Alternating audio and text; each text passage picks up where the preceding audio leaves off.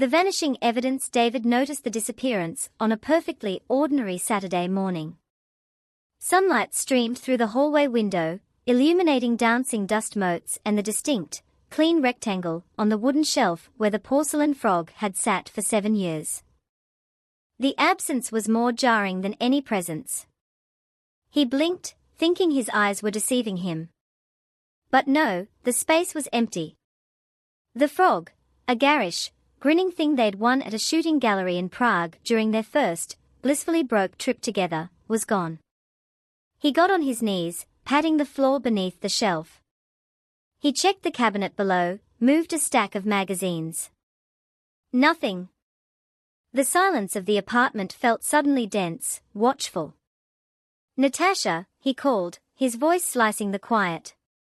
"Have you seen the frog? The Prague one?" From the kitchen came the sound of coffee brewing. Natasha appeared in the doorway, leaning against the frame, a mug in hand. She was already dressed for her weekend yoga class in sleek, charcoal grey leggings. She didn't look at the shelf. Her eyes were on her phone, her thumb scrolling absently. "What frog?" she asked, her tone light, distracted. Then, as if a memory sluggishly surfaced, "Oh. That hideous green thing. God, David, I've been begging you to get rid of it for years. Maybe I finally did. Or maybe Mr. Whiskers finally enacted his revenge." She nodded toward the cat, a fluffy Persian sunning itself regally on the windowsill, utterly innocent. But David knew. Natasha didn't maybe do things. She was decisive, sometimes ruthlessly so. And she despised that frog. Called it tacky, a sentimental anchor to bad taste, the one thing keeping our entryway from looking like a grown-up home. Her indifference was too smooth, too perfectly crafted. The seed of unease, small and hard, lodged itself under his sternum. Over his second cup of coffee, his mind, an accountant's mind trained to spot discrepancies, began to audit. Not the finances, those were, on paper, impeccable, but the inventory of his personal history. The chunky, hand-knitted navy blue sweater from his mother, the one Natasha said made him look like a lumberjack on hiatus. He hadn't worn it this season, but he'd seen it in the closet last month. Was it there now? He went to check. The space where it usually hung between a blazer and a raincoat was vacant. His record collection, meticulously alphabetized in the living room. He ran a finger along the spines. The original pressing of the Velvet Underground and Nico with the unpeeled banana sticker, a prized, pre-marriage purchase from a flea market, was missing. Its absence created a slight, but noticeable gap between T. Rex and Tom Waits. Small things. Insignificant, in the grand scheme of a shared life filled with expensive furniture and tasteful art. But they were his things. The artifacts of the man he was before he became half of David and Natasha. They were disappearing, one by one, evaporating from the curated ecosystem of their home. That night, lying beside her in the dark, listening to her steady, even breaths, the unease curdled into a cold, solid suspicion. He waited until the digital clock glowed 2:17 a.m., then slid silently from the bed. Her phone lay charging on her nightstand, a sleek black monolith. His fingers hovered over it. The password had been her birthday for as long as he could remember. She saw no need to change it. She trusted him. Or, a new, nasty voice whispered, she considered him beneath such basic caution. The screen unlocked with a soft glow. He navigated directly to her messaging app. His own chat was at the top, their last exchange about grocery shopping. Below it, a name that made his breath catch. Semyon. Semyon from her architecture firm. Semyon with the easy laugh and the tailored shirts, who'd joined them for dinner last month, and complimented everything from the wine to the wall color a little too effusively. He opened the chat. The messages from today were mundane, workplace gossip, a link to an article. He scrolled up and up. His blood turned to ice water in his veins. There, from 3 days ago, was a photograph.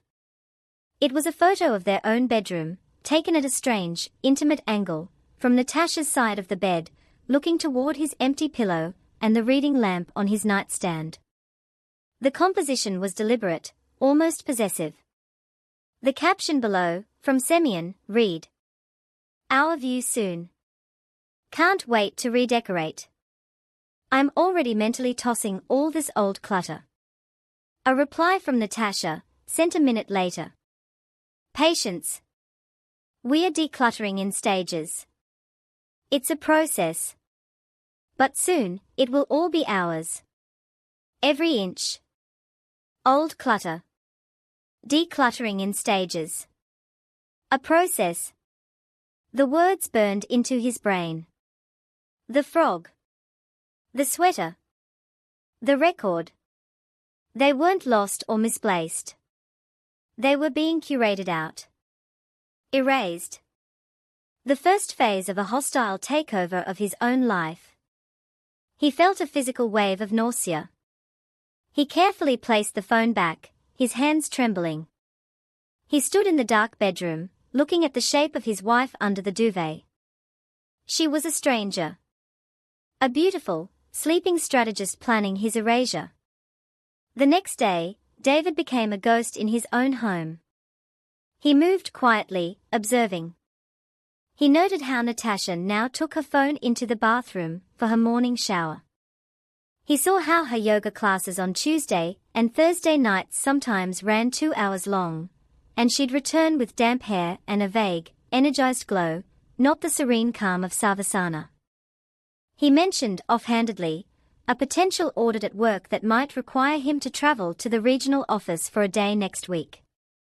"Just a formality, but I might have to stay overnight," he said, watching her over the rim of his coffee cup. Her reaction was a masterpiece of minor key concern.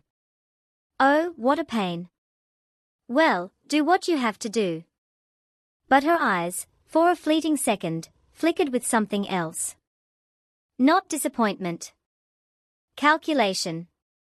That night, he checked the location history linked to her phone, a feature they'd enabled years ago for safety during late work nights. On the evening of his last overnight trip a month ago, a trip that had been genuine, her phone had pinged not at the yoga studio, but at a downtown hotel bar known for its discreet, dark corners. The location was active for 1 hour and 47 minutes. The following morning, a small framed sketch by his late uncle, a whimsical drawing of the London skyline, was gone from his study desk. The thefts were a message. A slow, psychological dismantling. They wanted him off balance, doubting his memory, feeling like a guest fading within his own walls. But they had mistaken his quiet nature for weakness. David didn't do explosions. He did balance sheets.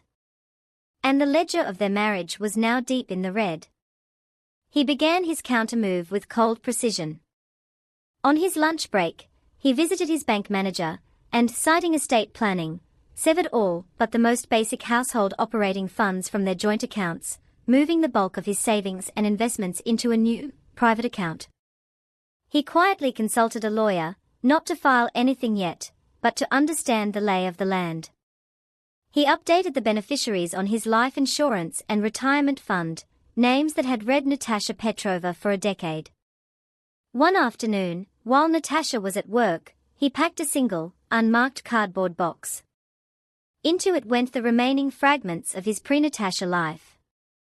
The bundle of letters from his university girlfriend, not out of sentiment, but because they were his history, his father's war medals, the faded jersey from his championship soccer game at 16. He drove it to Alex's house, his oldest friend. "Storage?" Alex asked, hefting the box. "Something like that," David replied, his voice flat.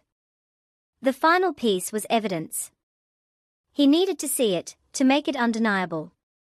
He ordered a tiny, high-resolution spy camera online, designed to look like a shirt button. When it arrived, he spent an evening in his study, carefully sewing it into the fabric of a seldom-worn navy blazer that hung in the closet directly facing their bed. He synced it to a hidden cloud storage account. It was motion-activated. He then began the most difficult performance of his life.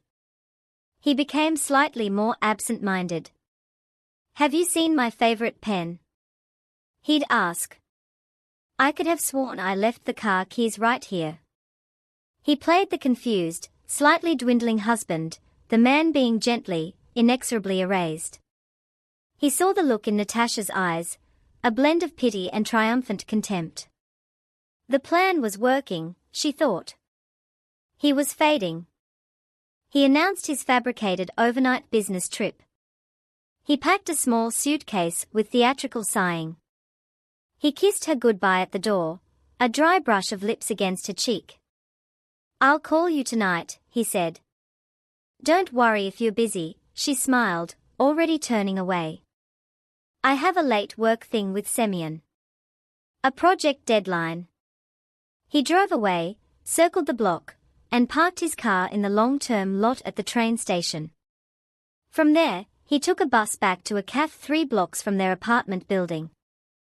He bought a coffee and opened his laptop, logging into the cloud feed for the camera. 4 hours, nothing. The empty bedroom. Then, at 8:15 p.m., the lights flipped on. Natasha entered, followed by Semyon. They weren't in work clothes. She wore the silk slip he'd bought her in Paris. Semyon had his arm around her waist. David watched, numb, as they didn't bother going to the living room. They sat on the edge of his bed. He watched Semyon kiss his wife, his hands familiar on her skin. He watched Natasha laugh, a genuine, throaty sound he hadn't heard in months, and run her fingers through Semyon's hair. Then, the conversation started, crystal clear from the camera's sensitive microphone. "It's almost done," Natasha said, leaning back. "He's like a ghost. I took the last of his father's things from the study today. He won't even notice." "Good," Semyon's voice was smooth, satisfied. "The faster we clean him out, the faster we can list this place. Our design for the penthouse unit is approved, by the way. The view is insane." "Our new beginning," she murmured, kissing him again. "I've already spoken to the lawyer. When the time is right, we'll cite irreconcilable differences, and his emotional instability. The forgetting of things, the confusion. It'll be a clean, sympathetic split." David closed the laptop lid. The screen went black, reflecting his own pale, stunned face. There was no more anger. Just a vast, hollow clarity. They weren't just stealing his trinkets, they were scripting his demise, plotting to use his presumed decline as leverage to take the apartment, his reputation, everything. He didn't go home that night. He checked into a bland business hotel near the station. The next morning, he didn't go to the office. He went back to his lawyer, this time with purpose. He handed over a USB drive containing the video from the camera, the screenshots of the messages about decluttering, and a meticulously prepared timeline of the missing items with estimated values. "Start the proceedings," David said, his voice devoid of all emotion. "Full separation. I want a restraining order on the disposal of any marital assets. And I want to file a police report for theft and conversion of personal property." Then, he opened the real estate app on his phone. He took a screenshot of the penthouse listing Semyon had bragged about, a distinctive, new development downtown. A few searches later, he had the contact for the HOA board and the building's developer. He drafted a brief, anonymous email. "Be advised that prospective buyers Semyon Volkov and Natasha Petrova are currently engaged in a matrimonial dispute involving allegations of asset stripping and fraud. You may wish to conduct additional due diligence before any sale is finalized." His final act was at home. He waited until he knew Natasha would be at her firm. He used his key, the one she hadn't gotten around to changing yet. The apartment felt alien, a stage set. He went straight to her prized walk-in closet. From the top shelf, behind stacks of handbags, he pulled down the one thing she thought was safely hidden. A small lockbox. He didn't know the combination, but he didn't need to. It was evidence of her secret stash. He placed it prominently in the center of the bed. Next to it, he placed the one item he had retrieved from Alex's house. The ugly, grinning Prague frog. He positioned it carefully on his pillow, its glass eyes staring blankly at the door. He took one last look around, at the beautiful, cold space that was no longer his home. Then he walked out, leaving the door unlocked behind him. The performance was over. The audit was complete. The balance, however painful, was about to be settled.